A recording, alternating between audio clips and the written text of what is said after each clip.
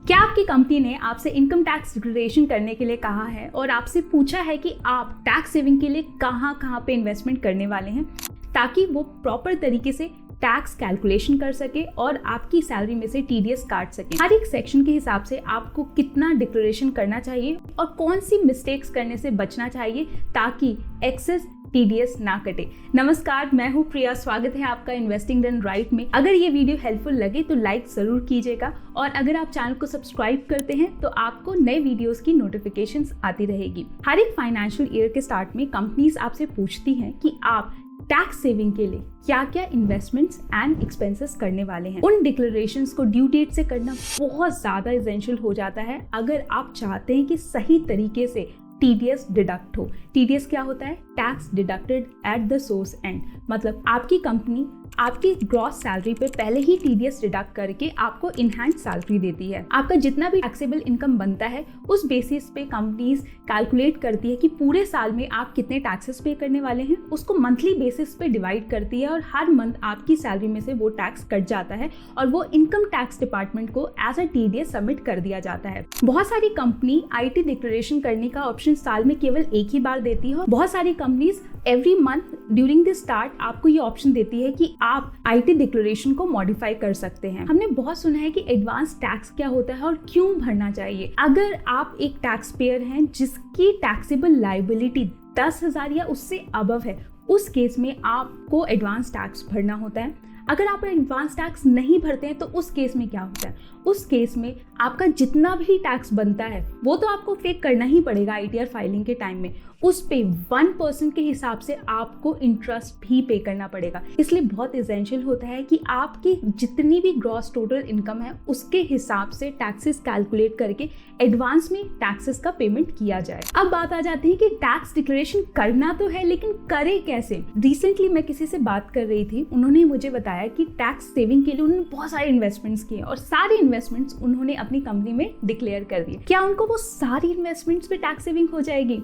चलिए इसको एक कुछ एग्जाम्पल से समझने का कोशिश करते हैं। सबसे पहले हम जाते हैं हमारे favourite section which is section 80C, जहां पर आपको 1.5 लाख तक के अमाउंट पर टैक्सेशन में डिडक्शंस मिल जाते हैं। लेट्स से कोई पर्सन है अजय, उन्होंने पीपीएफ में इन्वेस्ट किए 20,000 रुपीज। टर्म इंश्योरेंस उन्होंने खरीदा जिसका प्रीमियम पड़ा उनको 30,000 रुपीज का। LIC लिया 50K का, यूलिप लिया 50K का और पीएफ उनकी कंपनी काटती है जो कि कॉस्ट आता है 30K। तो टोटल इन्वेस्टमेंट हो गई 1,80,000 रुपीज। उन्होंने पूरा डिक्लेयर कर दिया, लेकिन ATC में लिमिट ही 1.5 लाख रुपए की है तो आपको ये पूरा डिक्लेयर करने का जरूरत ही नहीं था। इसमें से कोई भी इन्वेस्टमेंट निकाल दीजिए और देखिए कि टोटल अमाउंट कब 1.5 लाख रुपए हो जा रहा है। तो सही तरीका यही है कि आपको पूरा डिक्लेयर करने का जरूरत नहीं है, क्योंकि आपकी कंपनी पीएफ पहले ही काट रही है तो उसको तो डिक्लेयर करना ही नहीं पड़ता है। LIC आपने ले रखी है, यूलिप ले रखी है, पीपीएफ ले रखी है, तो उस पूरे अमाउंट को सम अप करके हो जाता है 1.5 लाख रुपए। तो यहाँ पर आपको 30,000 के एडिशनल डिक्लेरेशन करने की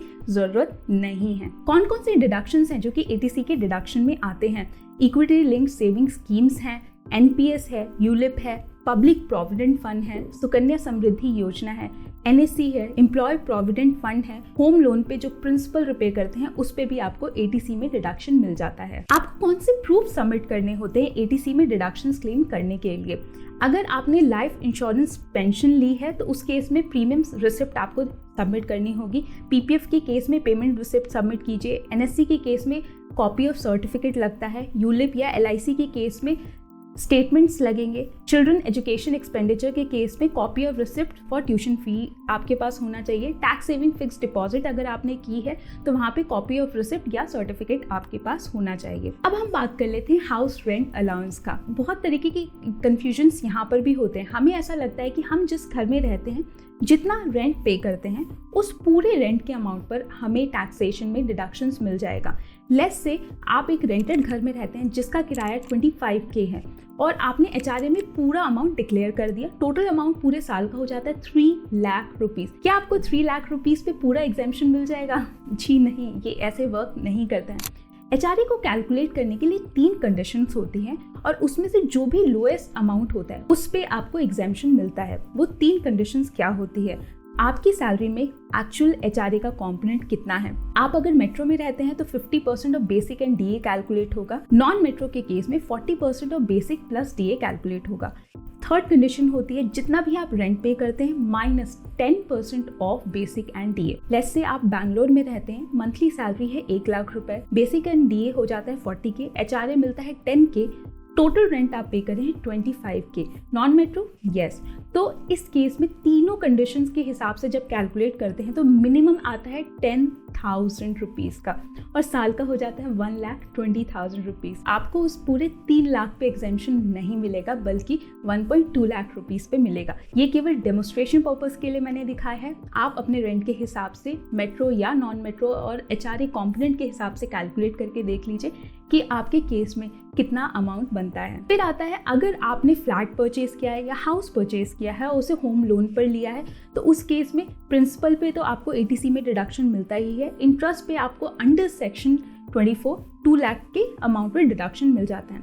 अब यहाँ पे जो मोस्ट कॉमन क्वेरीज होती है टैक्स पेयर्स की वो होती है कि अगर वो रेंटेड घर में रहते हैं और उनकी अपनी हाउस प्रॉपर्टी भी है, सेम सिटी में है, तो उस केस में क्या वो रेंटेड घर पे HRA और जो घर है लोन पर उस पे सेक्शन 24 में इंटरेस्ट पे डिडक्शन क्लेम कर सकते हैं कि नहीं?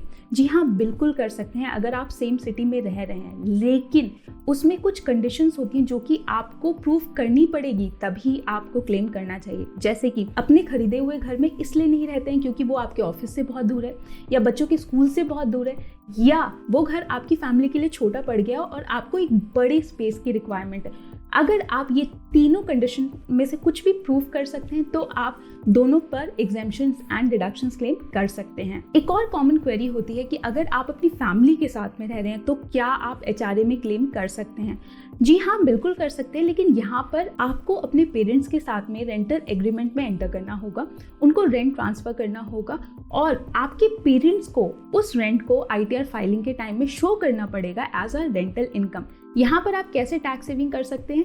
अगर आपके घर में कोई नॉन वर्किंग है, जैसे अगर लेट्स से आपकी मदर है जो कि वर्क नहीं करती हैं, उस केस में अगर उनको आप रेंट ट्रांसफर करते हैं तो उस केस में वहाँ पर आप टैक्स सेविंग कर सकते हैं। मेडिकल इंश्योरेंस की बात कर लेते हैं तो आपने जितने का भी इंश्योरेंस खरीदा उस पूरे अमाउंट पर शायद आपको ना मिले, क्योंकि मेडिकल प्रीमियम के अमाउंट पर भी एक लिमिट होती है। लेट्स से आपकी फैमिली 60 ईयर्स से कम है, आपने अपनी फैमिली के लिए मेडिकल इंश्योरेंस लिया है और प्रीमियम जितना भी पे करते हैं, लेकिन यहाँ पर जो लिमिट होती है 25K की होती है। अगर आपके पेरेंट्स भी 60 ईयर्स से कम है उस केस में भी आपको 25K के प्रीमियम पर डिडक्शन मिल जाएगा। इन केस अगर आपके पेरेंट्स 60 से अबव है उस केस में लिमिट 50 होती है। अगर दोनों फैमिलीज की एज 60 से अबव उस केस में लिमिट 1 लाख होती है, जो कि बहुत ही रेयरली होता है। इसके अलावा प्रिवेंटिव हेल्थ चेकअप्स के केस में भी आपको 5,000 पर इंडिविजुअल एंड मैक्सिमम 25K तक के अमाउंट पर डिडक्शंस मिल जाते हैं। अब बात कर लेते हैं सेक्शन 80DD एंड 80U की। अगर आपके ऊपर डिपेंडेंट्स हैं जो कि डिसेबिलिटी से सफ़र कर रहे हैं और उनके इलाज पर आपको खर्चा करना पड़ रहा है तो उस केस में भी आप एक सर्टेन अमाउंट पर रिडक्शंस क्लेम कर सकते हैं। अंडर सेक्शन 80U अगर आप खुद डिसेबिलिटी से सफ़र कर रहे हैं उस केस में आप डिडक्शंस क्लेम कर सकते हैं। अगर डिसेबिलिटी 40% तक की है तो 75,000 तक के अमाउंट पर डिडक्शंस मिल जाएंगे। इन केस ऑफ 80% 1,25,000 तक के अमाउंट पर आप डिडक्शंस क्लेम कर सकते हैं। डिपेंडेंट्स कौन हो सकते हैं? पेरेंट्स, स्पाउस और सिबलिंग्स हो सकते हैं और they should not have claim deductions for their disability anywhere else. क्या प्रूफ सबमिट करना होता है? कितना एक्सपेंडिचर हुआ है उसका प्रूफ सबमिट करना होता है। परमानेंट फिजिकल डिसेबिलिटी सर्टिफिकेट जो कि फॉर्म 10IA होता है वो भी आपको सबमिट करना होता है। अब बात कर लेते हैं सेक्शन 80E की। अगर आपने अपने बच्चों के हायर एजुकेशन के लिए लोन लिया है तो उसके इंटरेस्ट के कंपोनेंट पर आप डिडक्शंस क्लेम कर सकते हैं और ये कंटिन्यूसली आप 8 इयर्स तक कर सकते हैं और वो इंटरेस्ट का अमाउंट कितना होने वाला है उस पर कोई भी लिमिट नहीं है। आपको इस केस में कौन सा प्रूफ सबमिट करना होता है? आपने जिस भी बैंक या फाइनेंशियल इंस्टीट्यूशन से लोन लिया है उसका इंटरेस्ट पेड सर्टिफिकेट आपको यहाँ पर सबमिट करना होता है। अब एक कॉमन मिस्टेक है जो कि कुछ टैक्स पेयर्स करते हैं, वो क्या करते हैं कि फाइनेंशियल ईयर के स्टार्ट में जब IT डिक्लेरेशन के लिए उनसे कहा जाता है उस केस में वो एक्सेस में डिक्लेरेशन कर देते हैं, लेकिन वो उतनी इन्वेस्टमेंट्स करते ही नहीं हैं और जब प्रूफ सबमिशन का टाइम आता है तो उनके पास प्रूफ्स होते ही नहीं है। तो उस केस में कंपनीज ने जो कम TDS काटा था उसको वो रिकवर करती हैं और एक्सेस में TDS कटता है, जो भी पेंडिंग मंथ्स होते हैं। उस वजह से जो फाइनेंशियल ईयर के एंडिंग मंथ्स होते हैं तब आपको बहुत ही कम सैलरी आती है और बहुत ही चुभती है वो चीज़। तो इसीलिए एक्सेस डिक्लेरेशन करने से बचें और उतना ही डिक्लेरेशन करें जितने का आप इन्वेस्टमेंट करने वाले हैं। तो ये सारी जानकारी थी IT डिक्लेरेशन से रिलेटेड। अगर आपकी कोई भी क्वेरी हो तो वो आप कमेंट बॉक्स में डालकर मुझे बता सकते हैं।